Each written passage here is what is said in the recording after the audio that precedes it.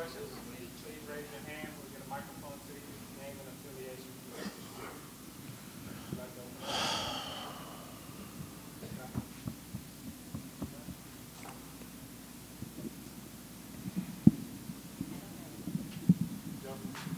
Joe Varden, Cleveland.com. Ty, through 2 games, your primary defensive objective was to pay attention to Isaiah.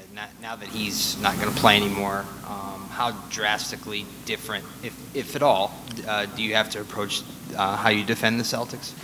Not much different. You know, we still have to lock in defensively. That has to be our mindset. You know, to start both games in Boston, I thought we really did that. So coming out in Game 3, you know, we got to have the same mentality. You know, have a defensive mindset to start the game, and then everything else will take care of itself. I was just curious, could you go back to 01? Obviously, you were part of that Lakers team that won 11 straight.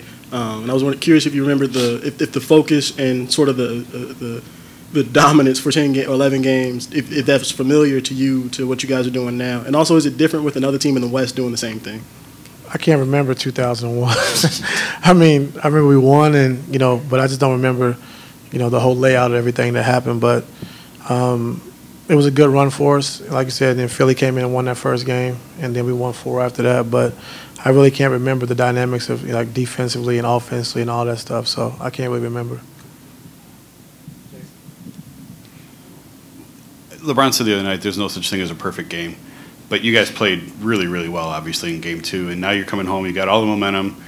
As a coach, though, you have to point out something negative to them, I assume, to keep their focus and keep their attention. So what did you find? What do you tell them when you play as well as you did? You're in control of the series. You're coming home. How do you get their attention and keep their attention in that instance? Well, yesterday we just showed some open shots that we gave up, that we got to just keep moving and keep scrambling, getting back in transition, getting matched. You know, Avery Bradley had an open 3. Jerebko had a tip dunk at the end. Just, you know, those little things of cleaning up those things of getting back, getting matched, no easy baskets, no backdoor cuts. So it's still things we can clean up, but like you said, we did play pretty good defensively, but, you know, we still have to come out with that same mindset. Was it a shorter list than usual? Did you have to scramble to find things to yell at them about? No, I mean, I don't yell anyway, but no, I was just, you know, they know things that we have to get better at, and that's definitely Avery Bradley's backdoor cuts. We know they're going to crash from the corners with Smart and those guys. So just a few things we had to clean up, you know, on that end. But, you know, overall, I thought we did a pretty decent job. Ty, Chris Fedor, Cleveland.com. You've been around a lot of really talented teams throughout the course of your career. Beyond the talent with this group, what is unique about this one? About this group? Yeah. I don't know, just, you know, resilient. You know, I think ever since, you know, LeBron came in, you know, we've been under the microscope, and I think these guys have done a great job of handling that. You know, even when we play well, we play bad, you know, we're always, you know, under the scrutiny. And these guys have handled it well. And, you know, even when we weren't playing well, you know, backs being against the wall, I thought that our guys really responded. And I thought that, you know, starting the playoffs and being better defensively, you know, I thought they really, you know, had their mind set on being better. And we've been able to do that so far. So, you know, just got to keep it up and understanding that, you know, things are not going to go great all the time, but we got to stay together as a unit and as a team. And that's what I like most about this group, is that we stay together, tight-knit group. And when things go well or things go bad, we stay together. If I could follow up, the group that you've been around that's closest to this one, what would you say? Boston. Yeah, Boston. When I was there with, you know, KG and Ray and Paul and Rondo and those guys, they were, you know, tough. They was a tight group, and they did everything together, you know, dinners and everything. So this reminds me a lot of that Boston team. Tom Reed, Columbus Dispatch. Tristan's numbers are similar to what they were in the regular season right now, but most people agree that his value to the team seems to increase at playoff time. Why is that, in your opinion? And can you think of guys either that you played with or have coached over the years whose games seem to elevate it the same way as his does? Well, I think when you get to the playoffs, I think with Tristan, the biggest thing with him is defensively. You know, he can do so many things defensively. He can trap. He can, you know, show. He can drop. He can switch. He can guard 1 through 5. So just him being able to be different and versatile on the defensive end is so huge for us, especially things that we want to do and try to take away is very valuable. But as far as being relentless on the glass and, his physicality, that's something that we need at that position. He brings it every single night. Is there any guys that you can think of through your time playing and coaching that seem to consistently in playoffs elevate their game like that? I would say like KG, just as far as defensively and being the anchor of the defense and taking pride in guarding any position. Of course, offensively is different, but defensively, I think they have that same kind of motor. Dave McMenamin, ESPN. Ty, have you at any point in this playoff run been able to think back that we're only talking 16 months ago where you're an assistant coach, and now you start your first playoff run 10-0. You start your second playoff run 10-0, and it's hard to win one playoff game, let alone be able to amass that many. Have you been able to just think about your journey as a coach? Not really. I mean, it's not about me. It's about winning. And if we win, we all get credit. So, it's not about me. It's just about, getting the guys in the best position to be successful. And I try to do that every night.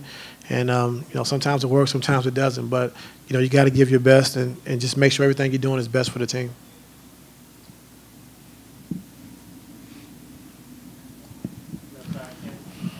Kenny Road at WHBC. Ty, how have you guys been able to be a different team in the second half of games during these playoffs, where in the regular season you guys maybe didn't keep your foot on the gas and gave up some leads, and it seems like the exact opposite in these playoffs? Did you say something, or is this just a team mindset in the second half? Well, it's something that we addressed before the playoffs started, that we had to be better in the third quarters. And so we're doing a good job at halftime of just trying to get the guys out earlier so they can get good warm-ups and, get a lather and not just walk out with 2 minutes on the clock. And now we're kind of going through the motion. So these guys have been getting out, earlier, doing a good job of warming up and, trying to get a sweat before the third quarter starts. Coach Greg Swartz, Bleacher Report. You talked coming into the series about getting Kevin Love more touches. His numbers certainly seems like defensively he's been very good in his switches, and with the defense you guys are playing, there's so much rotation from the big men. Could you assess his defensive play through 2 games so far? Well, as an ex-player, anytime you're getting touches or getting shots, your defense is always better, because you feel more involved in the game. And Kevin's been strong for us defensively all year. I mean, his shows, this series against Isaiah have been really good, and rebounding the basketball. So defensively, in the Indiana series and Toronto series, he's been really good. And then now in this series, starting to shoot the ball, getting touches, and scoring the basketball, it's been great. In 3 years here, is this probably the best defense you've seen him play, and is that a result of touches on the offensive end? No, I think it's a result of just learning and understanding what we're trying to do. And I think now he's been in the system for 3 years. He understands. He knows where he's supposed to be. He knows when he's supposed to react. So I think, just being a part of the system for 3 years, it made him a lot better. Coach Nick Toombs, WRGM Radio. Do you expect tonight's game to be a little more physical, seeing how the Celtics are in an 0-2 hole, and how can you prepare for that? Yeah, it's definitely going to be more physical. They're going to play hard. They're going to compete. They've been in this situation before. They're down 0-2 to Chicago, and they came back and won the series. So definitely not going into this game taking them lightly. We understand they're a tough team. They're going to compete. They're going to defend. So we got to be mentally strong. We got to have a mindset that defensively we've got to come out and set the tone early.